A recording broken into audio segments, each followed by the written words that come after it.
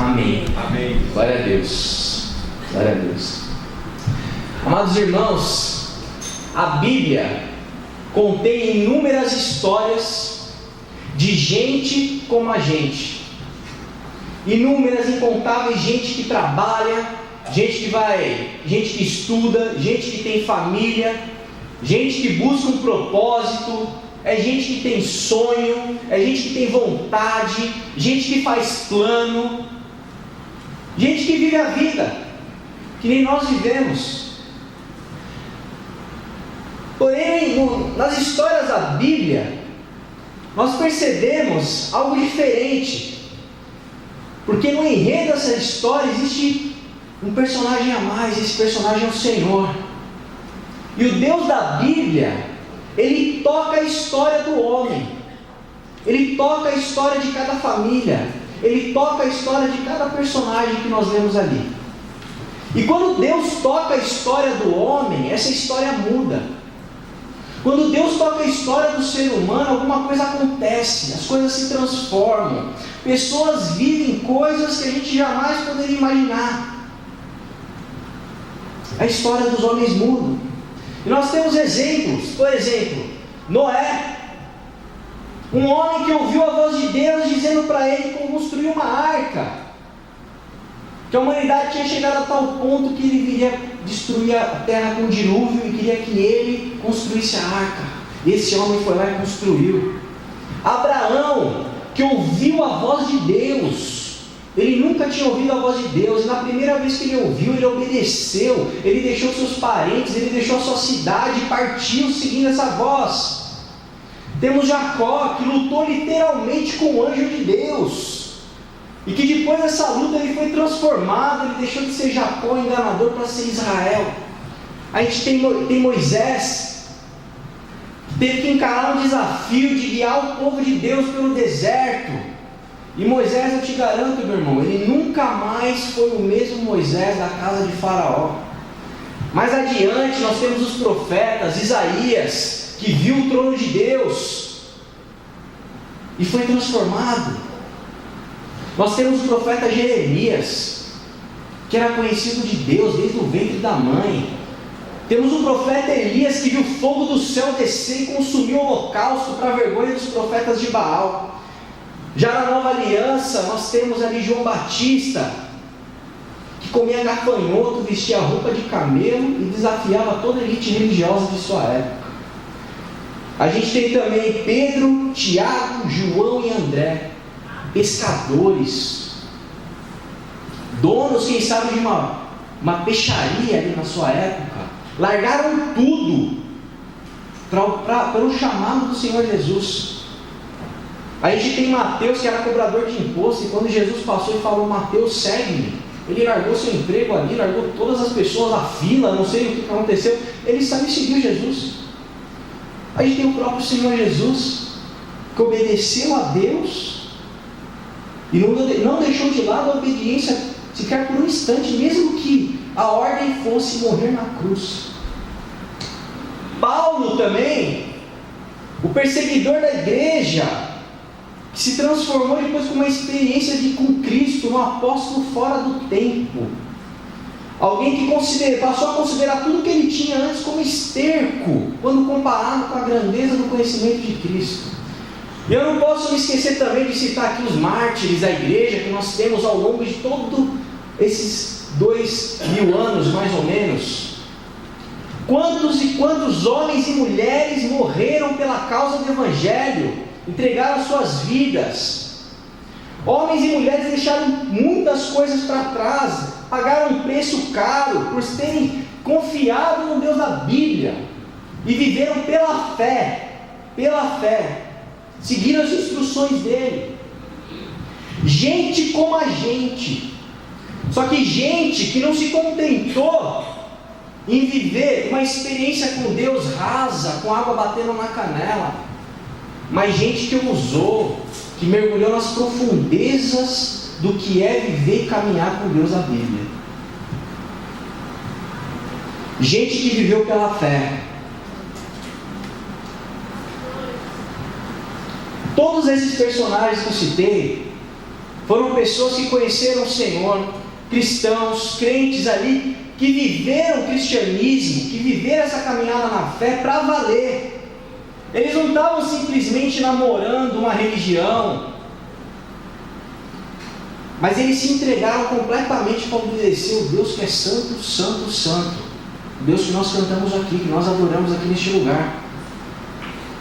Não quero também aqui fingir que esses homens todos não falharam, porque a própria palavra de Deus nos mostra que eles falharam.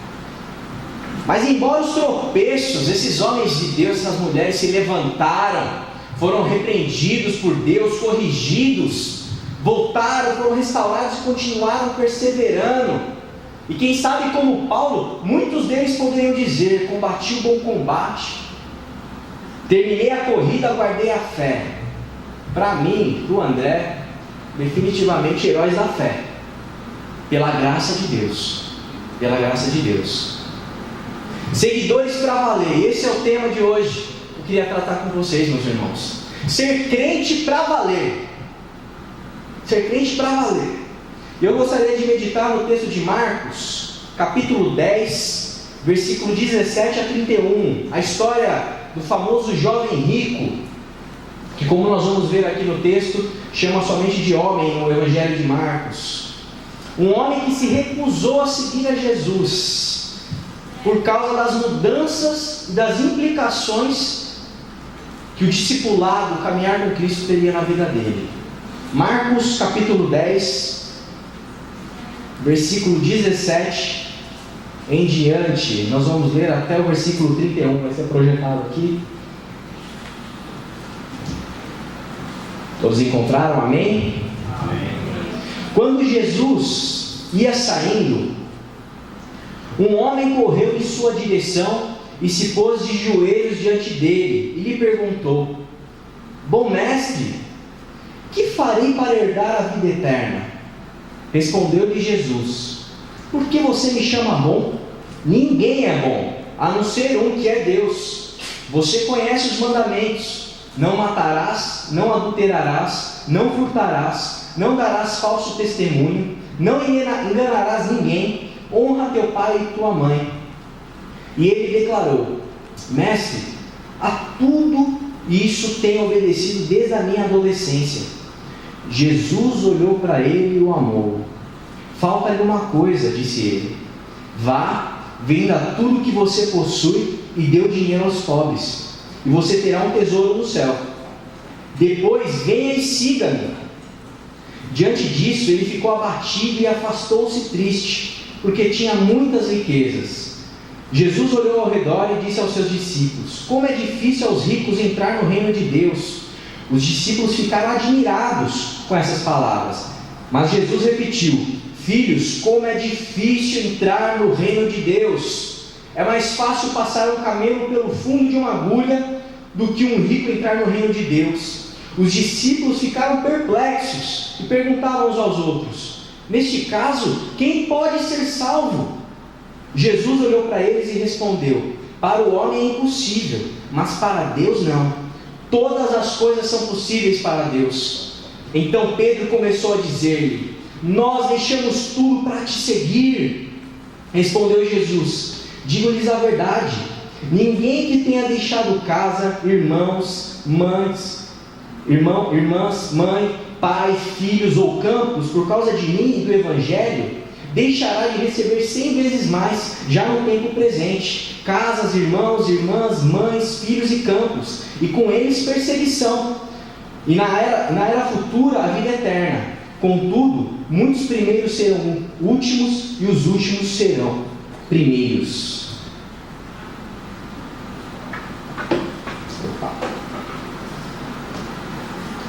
Uma história bastante conhecida de todos nós, como o pastor Celso falou sabiamente. Não desanime, porque você já deve ter ouvido muitos sermões sobre essa história, e hoje nós vamos tratar dessa questão novamente. Essa história é uma história muito interessante. Ela nos fala, ela é contada também no Evangelho de Mateus e de Lucas, e ela vai falar de um homem que era muito rico. E quando eu penso num homem rico, talvez a gente não consiga ter a mesma visão de um rico de hoje. Mas vamos pensar que esse homem era como se fosse o Eike Batista do Oriente Médio daquela época. Nem tanto, né? Nem tanto mais.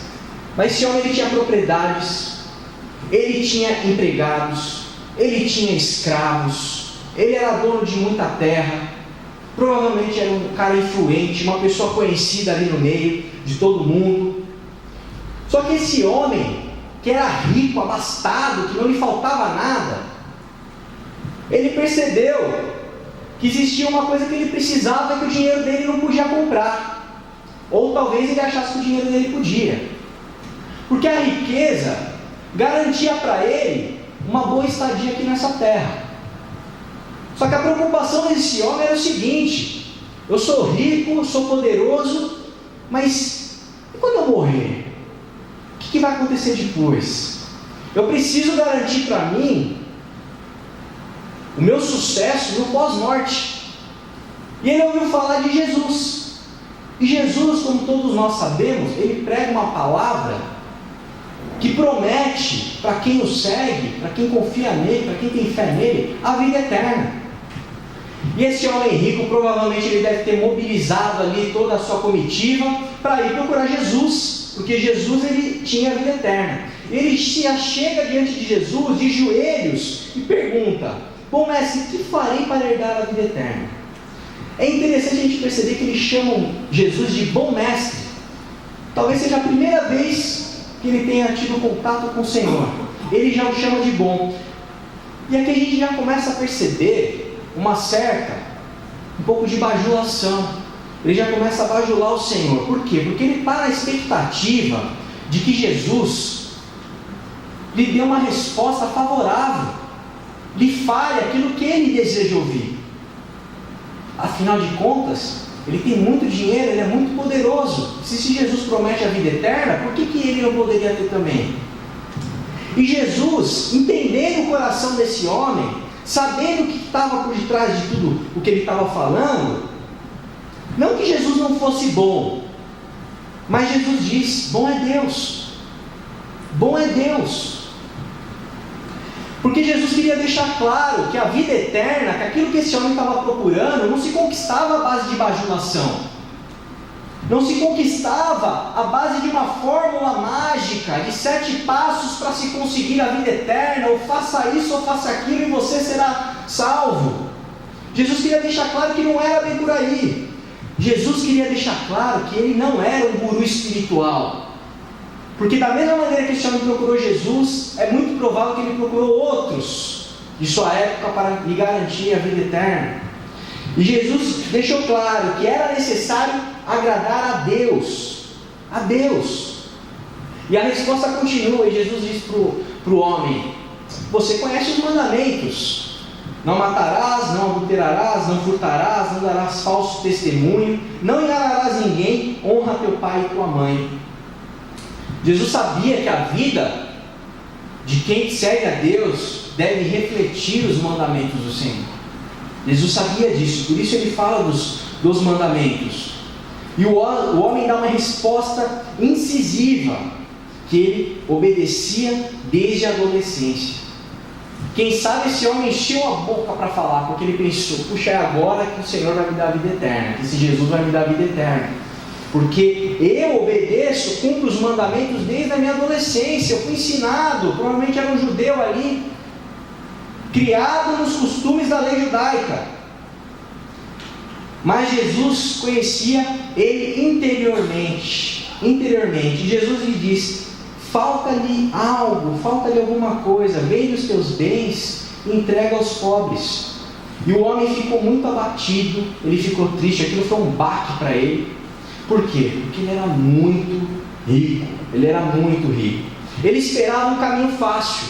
Ele esperava que Jesus fosse chegar a ele e dizer o seguinte: olha, você pode continuar rico, você pode cumprir os mandamentos. Ele achava que ele podia cumprir os mandamentos à sua própria vista. Ele achava que ele era um cumpridor dos mandamentos. E ele achava que ele podia ter a vida eterna também. Ele achava que era assim. Naquela época os judeus achavam que riqueza era uma bênção. Erroneamente. Porque não necessariamente ser rico é sinal de bênção. E para esse homem principalmente, a riqueza para ele era um ídolo. Era algo tão enraizado dentro do seu coração. Era tão inegociável que ele era incapaz de trocar as riquezas pela vida eterna. Ele foi incapaz de fazer isso. E diferente dos exemplos que eu citei no começo, esse homem não estava disposto a entregar tudo para Deus. Ele não estava disposto a entregar, nesse caso, as riquezas. Ele não queria viver pela fé. Ele não queria ser um cristão para valer, um seguidor de Cristo para valer. Ele estava disposto ao meio termo. Eu continuo rico sim, eu vivo de aparência sim, mas me livrar das minhas riquezas, isso não, isso já é um pouco demais. Jesus estava nos ensinando que seguir a Jesus é entregar tudo. É entregar tudo. Que não tem meio termo. E eu acho muito linda essa história.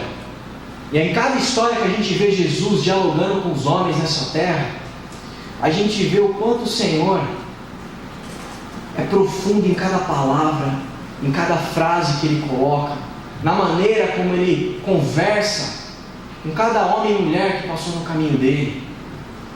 E a gente vê que cada palavra de Jesus, ela toca no íntimo, ela penetra o coração, ela vai num lugar que a gente não consegue enxergar, que muitas vezes nem nós mesmos conseguimos entender. Eu gostaria de destacar alguns detalhes dessa história. No versículo 21, Jesus diz, o Marcos, ele relata que Jesus o amou. Jesus o amou. E é interessante perceber que talvez esse amor, essa compaixão que Jesus teve por esse homem, ditou o tom das palavras, das próximas frases que o Senhor foi falando. Jesus teve um sentimento profundo por esse homem. Jesus o amou talvez porque ele viu nesse homem boa intenção. Ele tinha boa intenção. Eu tenho seguido, cumprido os mandamentos desde a minha adolescência.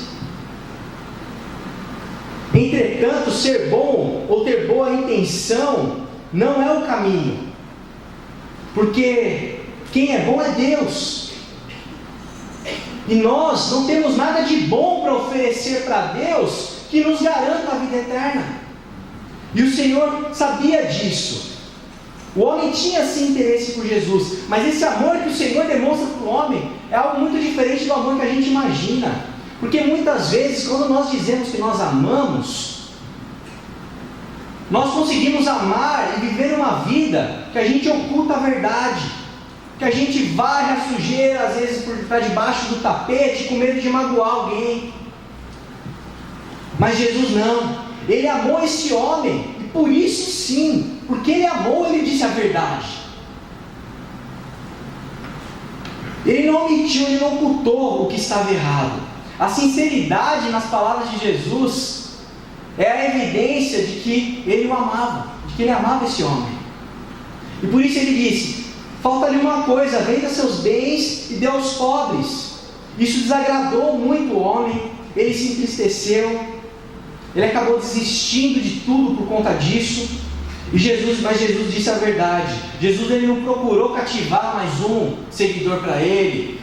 Ele não tentou atrair esse homem para vir trabalhar com os discípulos. Ele não fez nada disso. Mas ele disse que era necessário vender tudo e dar aos pobres. Mas que para ter a vida eterna era necessário não ter nada superior a Cristo. Era isso que o Senhor queria dizer para esse homem. Porque as riquezas para ele eram o calcanhar de Aquiles. Era aquilo que ele estava preso, amarrado. E Jesus foi lá bem no íntimo desse homem e encontrou algo que ele precisa de se desprender para poder entrar no reino de Deus. E Jesus disse algo também, além de vender os bens aos pobres, depois vem e me segue. Vem e me segue. Eu imagino que quando Jesus disse isso, o homem talvez já tinha virado as costas, já estava arrumando as coisas para ir embora. Porque a primeira parte da resposta já tinha acabado com ele. Ele deu pouca atenção, mas isso a gente precisa dar atenção também. Seguir a Jesus, mais do que seguir regras, do que cumprir rituais, do que vir à igreja ao domingo, do que cantar, é necessário caminhar com Jesus, é necessário viver com Jesus. Essa é a vida cristã. Ela nos impele a isso. Nós precisamos aprender dele, nós precisamos beber da água que ele fornece para a gente. E isso exige esforço, dedicação, exige uma caminhada, uma vida. Esse é o verdadeiro discipulado cristão, que esse homem rico estava passando bem longe dele, bem longe. Existem sim certas implicações na decisão deste homem. Se ele fosse escolher por Jesus, ele teria um caminho de autonegação sim, ele faria sacrifícios, ele teria que pegar a cruz dele e seguir a Jesus. Mas o discurso dele era simplesmente: eu não mato, eu não roubo, eu não faço nada de errado, então eu estou apto. Mas algo gritava bem alto em seu coração, superior à sua sede por Deus, e eram as riquezas. No versículo 26, os discípulos eles ficaram perplexos e perguntavam uns aos outros: neste caso, quem pode ser salvo? Se existe essa dificuldade para se entrar no reino de Deus, como que eu vou ser salvo? Você percebe no texto, no começo eles ficam admirados quando Jesus diz, eles ficam admirados com as palavras. Aí Jesus vem e repete, fala de novo: é muito difícil um rico entrar no reino dos céus, mais fácil um camelo passar pelo fundo de uma agulha do que um rico entrar no reino dos céus. Aí os discípulos ficaram perplexos. Nossa, meu Deus, quem que vai conseguir entrar no reino de Deus? E realmente isso é uma verdade. Lá em Mateus 7,14 diz o seguinte: como é estreita a porta e apertado o caminho que leva à vida, são poucos os que encontram. Jesus sabia da dificuldade que era ser um seguidor dele. Ele sabia disso. Inclusive, no versículo 32 a 34, ele já começa a contar a respeito da morte dele, porque ele sabe o preço que vai ser pago para que um homem pudesse ser salvo. E ele sabia isso melhor do que ninguém, porque ele estava indo em direção à cruz, em direção à morte, em direção à vergonha, em direção à humilhação, em direção a soldados romanos prontos para bater nele, para cuspir nele, em direção a soldados romanos que iam zombar dele. Ele estava indo na direção da multidão que se alegrava e se contentava em ver o injusto morrendo, o justo morrendo. Jesus sabia o preço que devia ser pago, ele sabia que realmente era difícil. E o questionamento dos discípulos fazia sentido. Puxa, se eu tenho que deixar tudo o que eu tenho, se eu tenho que deixar tudo que eu tenho no meu coração para trás, abaixo de Cristo, de Deus, é muito difícil. Como alguém seria salvo? Mesmo as riquezas de um homem rico deveriam ser deixadas de lado. Mas Jesus diz que é impossível para os homens, mas era possível para Deus, porque existia um caminho, existe um meio, mas poucos querem confiar nesse caminho. E o homem rico, ele não quis depositar a fé em Jesus, ele não quis caminhar com Jesus, ele não teve fé, ele não queria viver pela fé. Quem sabe ele pensou no trabalho que deu a juntar todas aquelas riquezas, quem sabe ele pensou no futuro da sua família com aquele dinheiro. Quem sabe ele imaginou os filhos, o que seria dos meus filhos se eu entregar tudo e vender para os pobres? Quem sabe ele pensou na sua posição, quem sabe ele imaginou o seu status, quem sabe ele pensou: se Jesus ele é um pouco exagerado, ele está exagerando, não é bem por aí. Mas Jesus deixa claro, é impossível para o homem, mas é possível para Deus, porque é Deus quem salva, é a graça que salva. E nesse momento em que nós nos confrontamos com a graça de Deus, que nós temos um encontro com Jesus como esse homem teve, nesse momento nós só podemos nos humilhar. A gente só pode parar e olhar para esse Jesus que morre pelas nossas vidas, por esse Deus que é eterno, que é imensurável, como foi dito aqui, e a gente só pode dizer para Ele que nós não somos nada mesmo. A gente só pode dizer para Ele que nós não temos nada. E a gente só consegue olhar para isso e perceber que realmente a gente merece a condenação, que a gente merece o inferno, porque a gente erra, porque a gente não é bom, porque a gente é pecador, porque a gente não tem mérito nenhum, porque a gente não merece o céu. Diante da graça de Deus é só isso que a gente consegue dizer, que não tem jeito para a gente, que a gente não tem força para conseguir, tem que ser a graça. Deus tem que fazer o impossível, e nesse momento sim, nós precisamos reconhecer que não tem nada além do Senhor. No caso desse jovem rico foi riqueza, talvez no seu caso tenha sido outra coisa quando você se converteu, no meu caso também, ou talvez existem pessoas no nosso meio que ainda existem coisas que não entregaram, que são maiores do que o Senhor. E isso é necessário para a gente ser crente para valer. Entregar tudo nas mãos dele. Isso é necessário, deixar o que nos resta, o que te resta, e entregar, e seguir o Mestre. Não devemos ter nada além do Senhor, nada. Então Pedro, no versículo 28, diante de tudo isso que está sendo dito ali, ele toma a frente como de costume, e ele diz: Mestre, nós deixamos tudo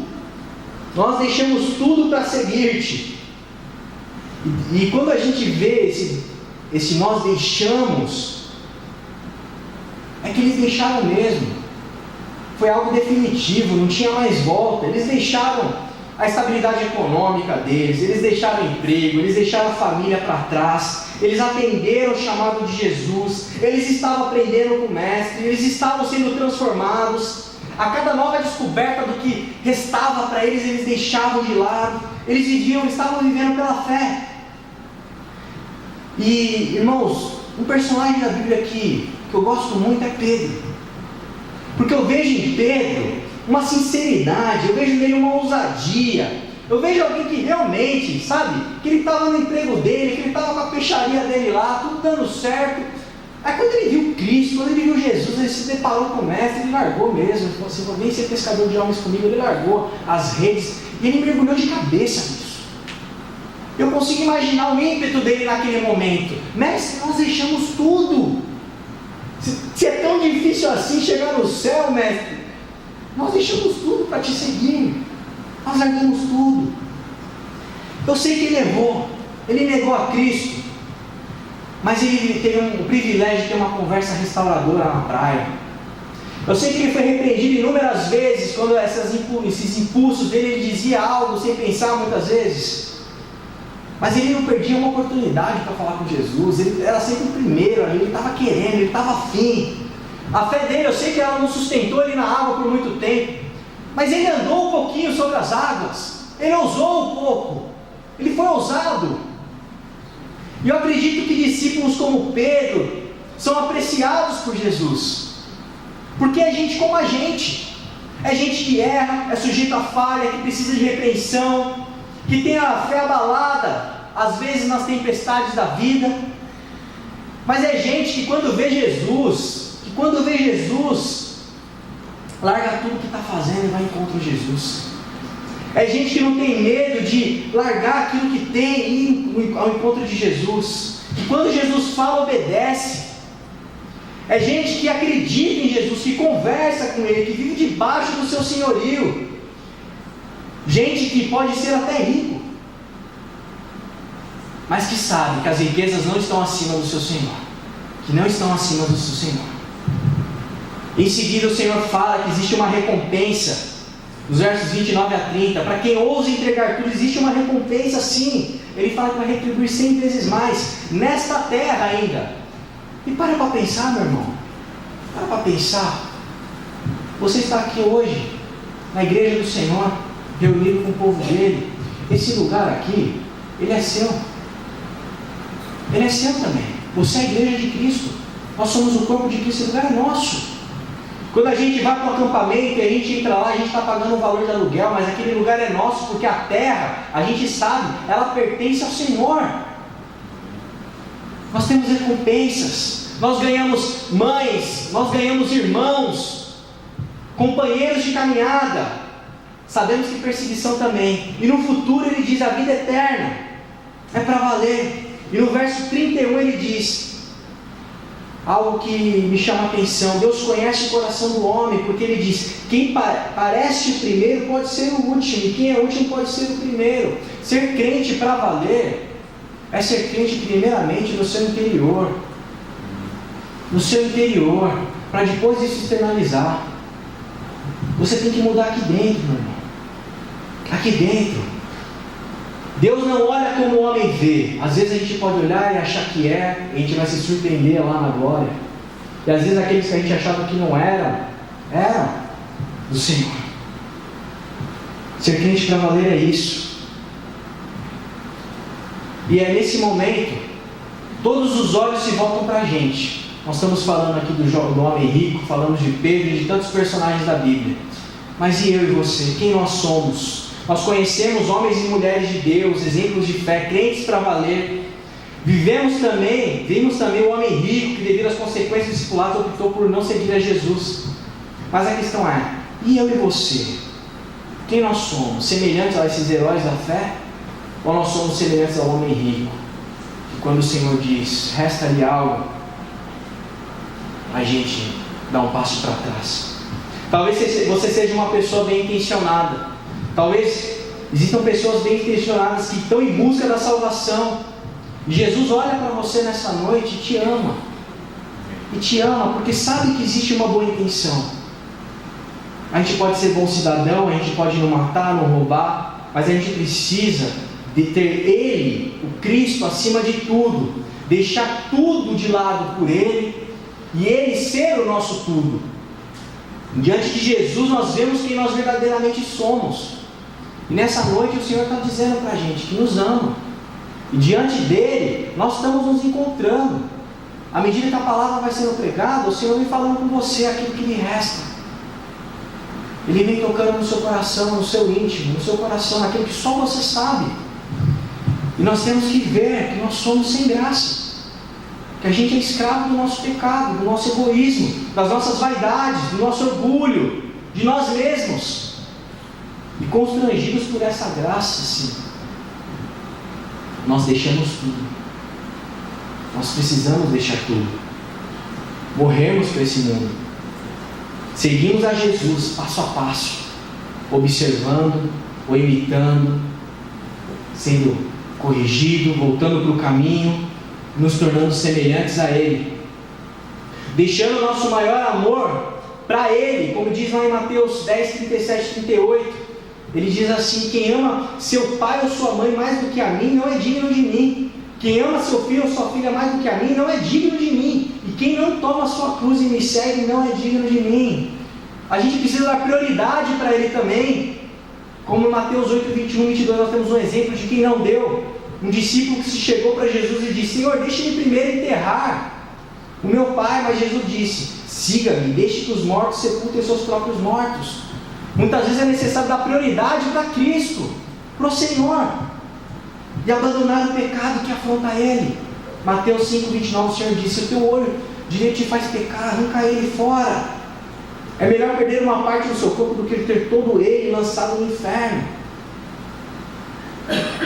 Nós precisamos ser dele por completo, por completo, por completo. E esse é o nosso desafio. O que lhe resta para ter a vida eterna e seguir a Jesus? O que lhe falta? E quando a gente ouve falar nisso, eu sempre lembro do batismo. Quantas e quantas pessoas pensam assim: puxa, eu não vou me batizar porque eu ainda preciso deixar isso de lado. Mas a pessoa muitas vezes ela está dentro da igreja, ela toma a ceia, ela participa da comunhão, ela escuta a palavra. Eu não consigo entender isso, porque o batismo, ele é a porta de entrada para o cristianismo, a porta de entrada para seguir a Jesus. Quando a gente fala, eu vou me batizar, é porque a gente foi constrangido pela graça de Deus, e a gente deixou tudo de lado para seguir a Jesus. E a gente quer morrer, mostrar para o mundo, para quem for, que nós morremos e nós ressuscitamos para uma nova vida. E quando eu penso nisso, eu acho que, na verdade, a dúvida faz mais sentido para quem ainda não se decidiu por seguir a Jesus ou não seguir a Jesus. Seguir a Jesus exige arrependimento. Arrependimento. Eu não estou dizendo que quando você se converte, você instantaneamente abandona todo, você para de fazer tudo o que você estava fazendo de errado e começa a fazer o certo. Um instante. Mas a sua mente muda. A sua mente muda. Porque você olha para o Cristo e você vê o amor dele, você recebe o amor dele pela sua vida. E a sua mente muda. É uma mudança de mente.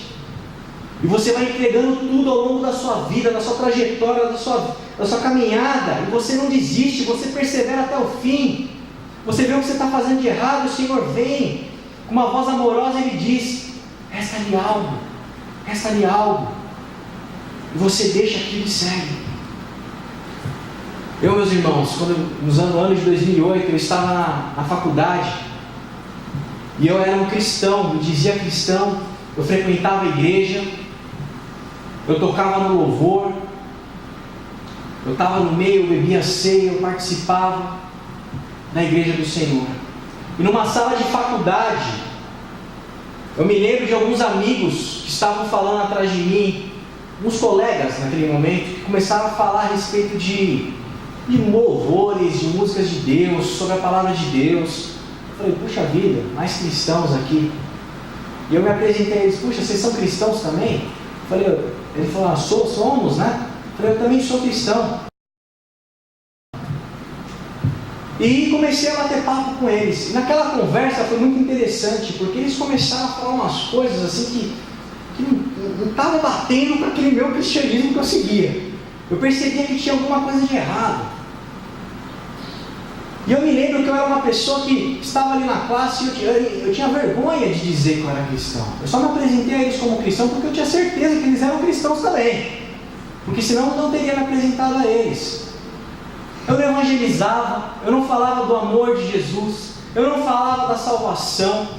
Eu era uma pessoa egoísta, eu era uma pessoa orgulhosa, eu tinha vergonha do que as pessoas poderiam falar e achar de mim pelo fato de eu ser crente, ou de eu parecer crente.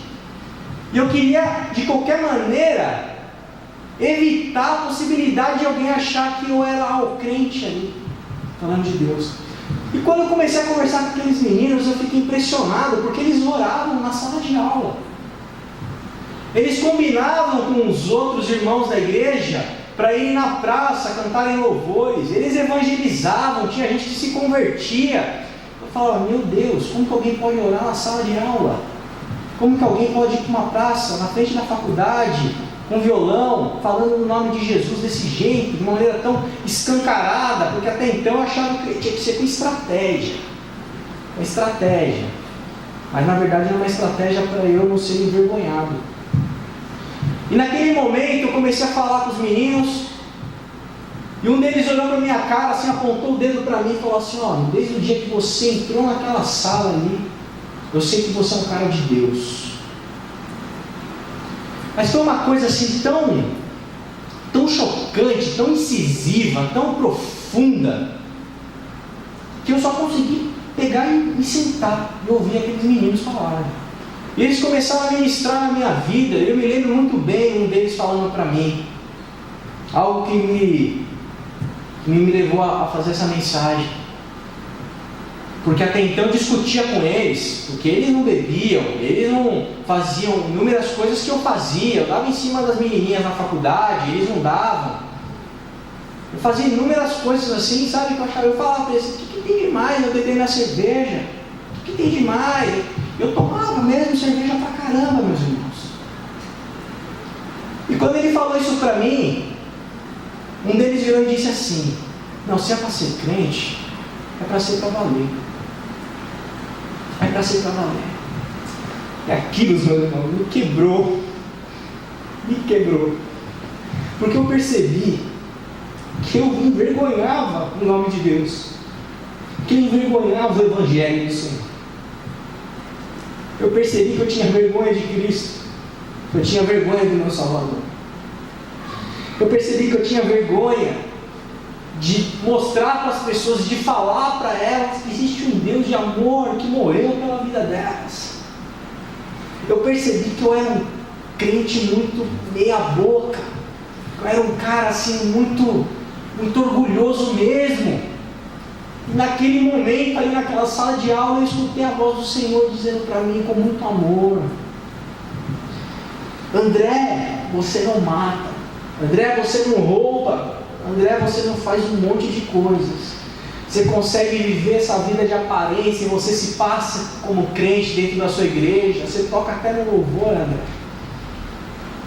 Mas André, falta ali algo. Falta ali algo.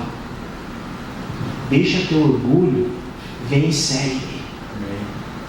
Deixa seu orgulho e vem e segue. Eu sei que não é um caminho fácil.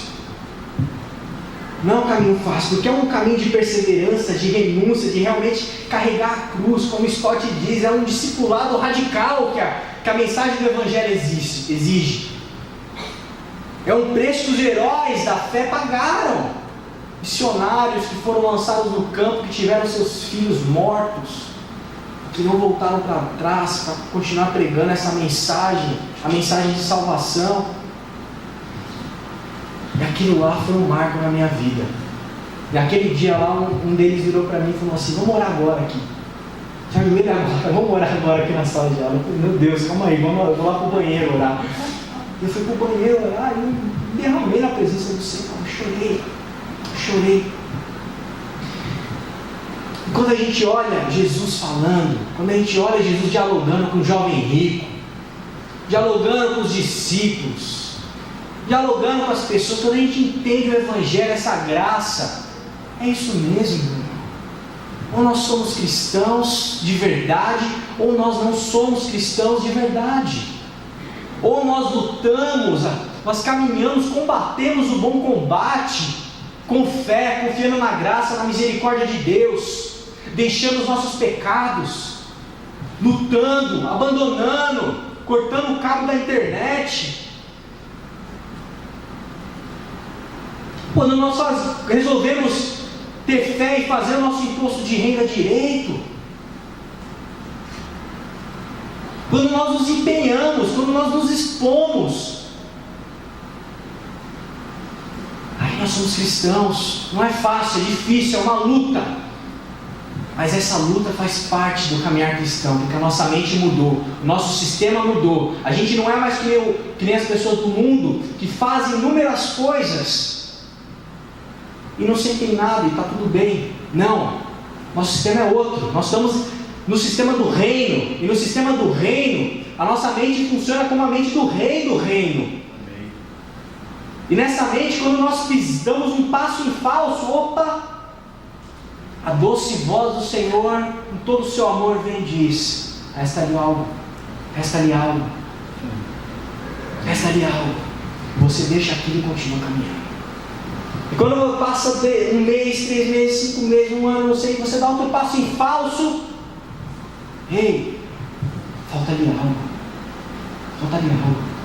Você deixa, abandona e continua caminhando. Levanta e continua caminhando, e não desiste, persevera até o fim. O desafio de ser crente para valer é esse: é você passar a deixar de querer ser o primeiro, e sim, você ser o último. É deixar de ser o dono da sua vida, e sim, ser escravo de Cristo. Perceber que você não manda mais nada na sua vida, que você não está mais no comando, que quem comanda é Ele. É deixar a vergonha de lado e anunciar. Só Jesus salva. Só Jesus salva. Ele é o caminho, a verdade e a vida. Ninguém vai ao Pai a não ser por Ele. É servir no reino sem ser reconhecido. É fazer, ano após ano, servindo, lavando o pé dos irmãos, participando, fazendo coisas aqui que ninguém vê, e não receber um aplauso. Isso é ser crente para valer. Não fazer nada por aplausos.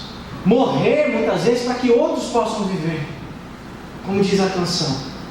É se expor, é ser parecido com Cristo. Ser crente para valer é tomar atitudes na faculdade, no trabalho, dentro de casa, tão escandalosas, tão vergonhosas talvez, Mas se as pessoas vão olhar para você, ou talvez você vai poder olhar para um outro crente, James Bond, que vive no secreto, que nem eu era, dizer para ele assim: me imita. Pode me imitar nisso, porque eu estou imitando o Senhor. Glória a Deus. É não levar a fé, a vida na fé, como brincadeira. É entender que a gente não está mais brincando. É entender que a vida das pessoas está em jogo, que a gente está dentro do barco com o Senhor, e pode vir a tempestade, pode vir as tribulações, podem vir os problemas, e nada vai tirar a nossa direção, que é seguir a Cristo. Amém. Nada, que nada vai nos abalar. Viver intensamente cada culto, é cantar intensamente cada louvor, é entender sim o que estamos cantando, é entregar nossas vidas, é nos derramar, é participar, é ser crente para valer. Hebreus 12:1 diz o seguinte: portanto, também nós, uma vez que estamos rodeados por tão grande nuvem de testemunha, livremo-nos de tudo o que nos atrapalha e do pecado que nos envolve, e corramos com perseverança a corrida que nos é proposta. A gente precisa correr. E o Senhor derrama graça, misericórdia, o Espírito Santo nos enche, Ele nos guia, e a gente caminha e corre. Jesus te diz nessa noite: deixa o que resta, deixa o que lhe resta, e segue. Eu queria desafiar vocês, meus irmãos, a gente não ser cristãos que olham para a Bíblia, veem inúmeras histórias, ouvem falar de tantas pessoas que caminharam pela fé, que viveram coisas extraordinárias, mas que a gente não vive, que a gente só ouve falar. Queria te desafiar para que você seja o herói da fé, pela graça do Senhor, para que nós sejamos os heróis da fé, porque nós somos a igreja nessa terra. E eu te falo, meu irmão, aquilo que eu troquei naquela sala de aula no ano de 2008, o que eu vivo hoje, eu não troco por nada. Naquela época eu nunca passou pela minha mente a possibilidade de eu estar num púlpito pregando na igreja. Nunca. Porque aquilo era algo que talvez eu me envergonharia dos meus colegas de classe. Baixe sua cabeça. Vamos orar. Glória a Deus. Ô Pai eterno, Tu és santo, Senhor. Sim. Tu és santo, Pai. Ó Pai, nós somos realmente confrontados pela palavra que há no Seu Evangelho, Senhor. Yeah. Pelas histórias que nós lemos, pelas Tuas palavras, pelas Tuas frases, pela Tua maneira, Senhor. Nós somos confrontados, Pai, porque nós olhamos para nós mesmos, Senhor. Nós olhamos para dentro de nós, Pai, e percebemos sim que nós não somos bons. Nós percebemos sim que nós não somos nada. Nós percebemos o quanto que a gente é hipócrita, Pai. Mas Jesus, nessa noite, Pai, vem com a Tua suave voz e fala a cada um aqui, Senhor. Fala a cada um aqui aquilo que falta entregar, aquilo que lá no íntimo só nós conhecemos que falta. Porque sim, o Teu Evangelho é um Evangelho que exige um discipulado radical, uma entrega total, não tem meio termo, que não há espaço para nos envergonharmos da cruz de Cristo, porque era o motivo do nosso orgulho. Ó Senhor Jesus, Espírito Santo de Deus, vem sondar os nossos corações, Papai. Vem sondar o coração da Tua igreja, Pai, para que nós possamos ser crentes para valer, cristãos para valer, gente que não está brincando com a fé, gente que não está brincando na igreja, gente que não está no passatempo, gente que não vem atrás de um guru espiritual, gente que não vem atrás de 7 passos disso, 7 passos para aquilo, mas gente que carrega a cruz, gente que carrega a sua cruz e segue a Jesus, gente que que sofre pela cruz de Cristo, e nesse momento de sofrimento, nesse momento às vezes de tribulação, olha para Cristo e se alegra, porque percebe que está parecido com Ele. Ó Senhor Jesus, vem com a tua graça, com o teu amor, com a tua misericórdia. Toca os corações, Pai. Toca as vidas, Pai amado, daqueles que ainda não se converteram, daqueles que precisam de uma conversão verdadeira, aqueles que depositam a fé em tantas e tantas outras coisas, Senhor Jesus. Vem e toca e fala ao coração destes, Senhor, que algo lhes resta e que eles precisam te seguir. Meu irmão, minha irmã, se você percebe na sua vida, se você tem convicção que algo lhe resta, que você está nessa caminhada sim, que você está, mas que existe algo aí que você não consegue negociar, pega a tua mão nesse momento, pega a sua mão, não para mim, não para homens, mas como um sinal para Deus, de Deus. Ó Pai amado, está aqui. Tu sabes, Pai, quero deixar isso para trás hoje. Quero deixar isso para trás. Quero te seguir, Pai. Ó Senhor Jesus, toca os corações, Senhor. Vem com o teu amor, com a tua graça sobre essas vidas, Senhor. Tem alguém aqui também nessa noite que não conhece o caminho do Senhor, que não caminha, não segue a Jesus, saiba você, meu amigo, minha colega, que Jesus te ama, que Ele te ama, que Ele te ama mais do que o seu pai e sua mãe, que Ele te ama mais do que um filho, que Ele te ama mais do que tudo, que Ele morreu naquela cruz por amor por você, Ele pensou em você. Sabe que Ele olhou para ti e pensou que você poderia ter uma nova vida, porque você realmente não é bom, mas Ele pagou o preço naquela cruz, por causa dos seus erros, dos seus pecados, e todos esses pecados estão apagados, Você precisa simplesmente segui-lo, se humilhar, dizer: Deus, eu não tenho nada, eu não sou nada, mas o Senhor é meu dono agora. O Senhor é o meu dono.